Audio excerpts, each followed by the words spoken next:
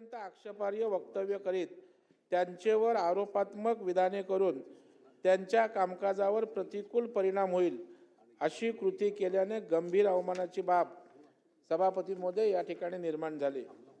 सभापती महोदय, पंचायत समितीच्या सभापतीला जे अधिकार आहेत ते अधिकार देखील विधान परिषदेच्या सभापतींना नाहीत। हे अत्यंत आक्षेपार्ह व विधान परिषदेचे सभापती या पदाचा अवमान व उपमर्द करणारे अत्यंत निंदनीय व संसदीय लोकशाहीमधील राज्याच्या विधान परिषद सभागृहाच्या माननीय सभापतींची प्रतिमा जाणीवपूर्वक मलिन करून करणारे वक्तव्य माननीय सभापतींचा अवमान व विशेषाधिकार भंग सभापती महोदय या ठिकाणी केलेला आहे। माननीय सभापती यांच्या समोर विधिमंडळामध्ये 288 सदस्य बसत नाहीत, केवळ 70-75 सदस्य बसतात। अशा प्रकारे माननीय सभापतींबद्दल, त्यांच्या घटनात्मक पदाबद्दल, तसेच ते विधान परिषदेचे सभापती म्हणून पार पाडत असलेल्या संसदीय व घटनात्मक कर्तव्यांबद्दल अत्यंत प्रतिकूल टीका टिप्पणी करत त्यांची सभापती म्हणून जनमानसात असलेल्या प्रतिमेची हानी करून एकूणच या सभागृहाचा अवमान सभापती महोदय केलेला आहे। माननीय सभापती यांच्याबद्दल त्यांनी असंही वक्तव्य केलं की माननीय सभापती हे कायदे बनवित नाहीत। माननीय सभापतींबद्दल व वरिष्ठ सभागृहाच्या कायदे बनवण्याची एकूणच प्रक्रिया व सभागृहाची अधिकारिता याबद्दल अशा प्रकारे माननीय सभापती कायदे बनवत नाहीत असे वक्तव्य करणे म्हणजे या सभागृहाचा संपूर्णपणे अवमान करण्यासारखं आहे। कारण माननीय सभापती हे संपूर्ण सभागृहाचे प्रतिनिधित्व करतात व सभागृहाची कायदे बनवण्याची स्वतंत्र अधिकारिता असताना असे वक्तव्य करणे म्हणजे माननीय सभापती व एकूणच सभागृहाचा अवमान व विशेषाधिकार भंग करणे सभापतीमुळे होय।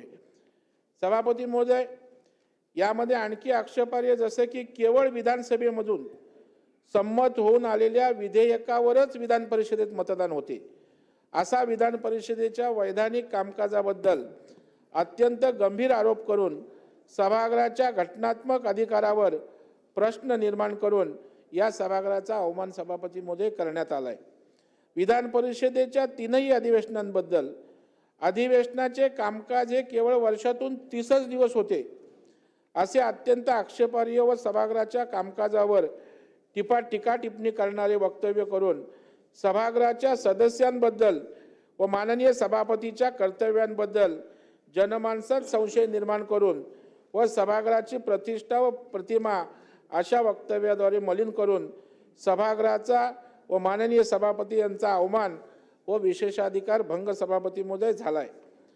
सभापती महोदय, विधान परिषद सभागृहाच्या रचनेबद्दल विधान परिषद सभागृहाचे कार्पेट व एकूणच सभागृहाची रचना ही लाल रंगात असून विधानसभेची हिरव्या रंगात आहे व विधान परिषदेचा लाल रंग हा दुष्काळाचं प्रतीक आहे। अशा प्रकारे एकूणच विधान परिषद सभागृहाच्या रचनेवर अत्यंत आक्षेपार्ह टीका टिप्पणी करून त्या रचनेला दुष्काळाचं प्रतीक ठरवूनच एकूणच विधान परिषद सभागृहाचा गंभीर असा अवमान आणि विशेषाधिकार भंग झालेला आहे।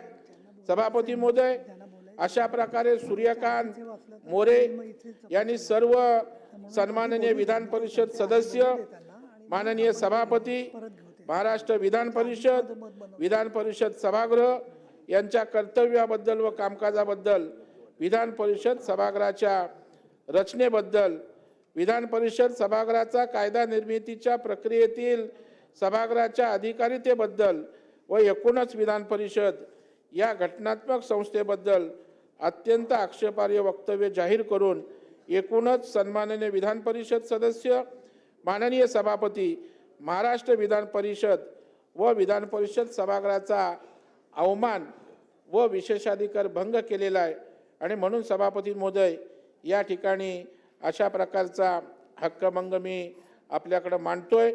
तो चौकशीसाठी त्या ठिकाणी पाठवून या ठिकाणी हंसराज सूर्यकांत हंसराव मोरे, राष्ट्रवादी काँग्रेस शरद पवार गट यांच्यावर योग्य ती कारवाई करावी अशा प्रकारची मागणी मी या ठिकाणी सभापती महोदय या ठिकाणी करतोय। या संदर्भातली जी व्हिडिओ क्लिप आहे सभापती महोदय, ती या ठिकाणी मी आपल्याकडे पाठवतोय.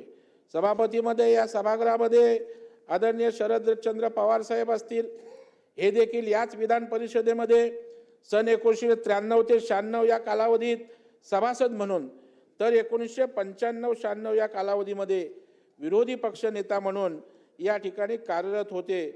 तर सन 2014 पासून ते राज्यसभेवरही कार्यरत आहेत. श्रीमती सुप्रिया सुळे या देखील राज्यसभेमध्ये 2006 ते 2009 या कालावधीमध्ये सभापती होत्या. माजी मुख्यमंत्री उद्धवजी ठाकरे साहेब, माननीय पृथ्वीराज चव्हाण साहेब हे देखील विधान परिषद सभागृहाचे सभासद होते.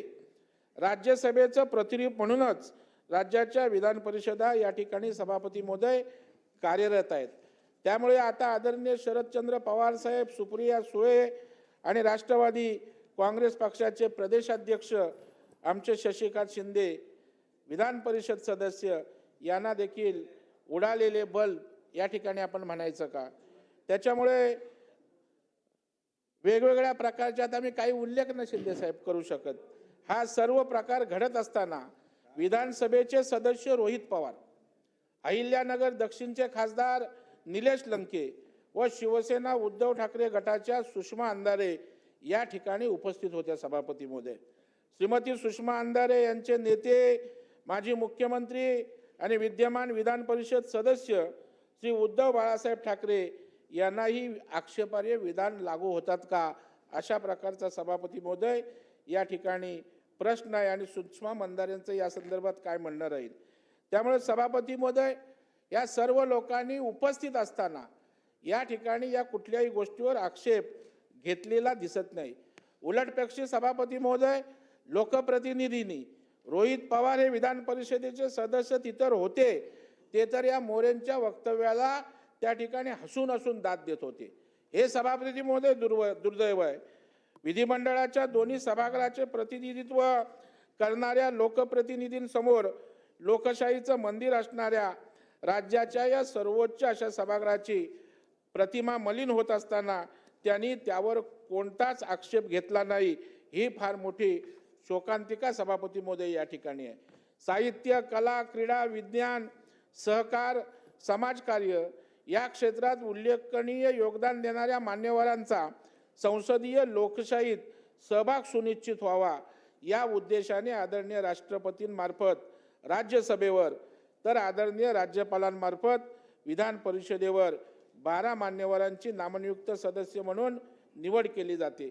भारतीय राज्यघटनेतील ही तरतूद आदरणीय घटना निर्मात्यांनी जाणीवपूर्वक विचार मंथनाअंती आणि संसदीय लोकशाही व्यवस्थेला सर्वसमावेशक बनवण्याच्या उद्देशाने सभापती महोदय केली आहे. असे असताना नामनियुक्त सदस्यांचं उडालेले बल्ब, म्हाताऱ्या माणसातून निवडून गेलेले अशा शब्दप्रयोगाने अवहेलना करणे हे अत्यंत दुर्दैवी आणि संतापजनक सभापती महोदय आहे. एक प्रकारे ही वक्तव्य अथवा शेरेबाजी म्हणजे अमृत महोत्सवी वाटचाल पूर्ण केलेल्या भारतीय राज्यघटनेचा, त्यातील दूरदृष्टीपूर्ण तरतुदीचा घोर असा सभापती महोदय अवमान आहे. दैदिप्यमान वाटचाल असलेल्या अमृत महोत्सवी राजघटनेचा अशा प्रकारे अवमान करणाऱ्यांना सभापती महोदय या ठिकाणी शासन झालं पाहिजे.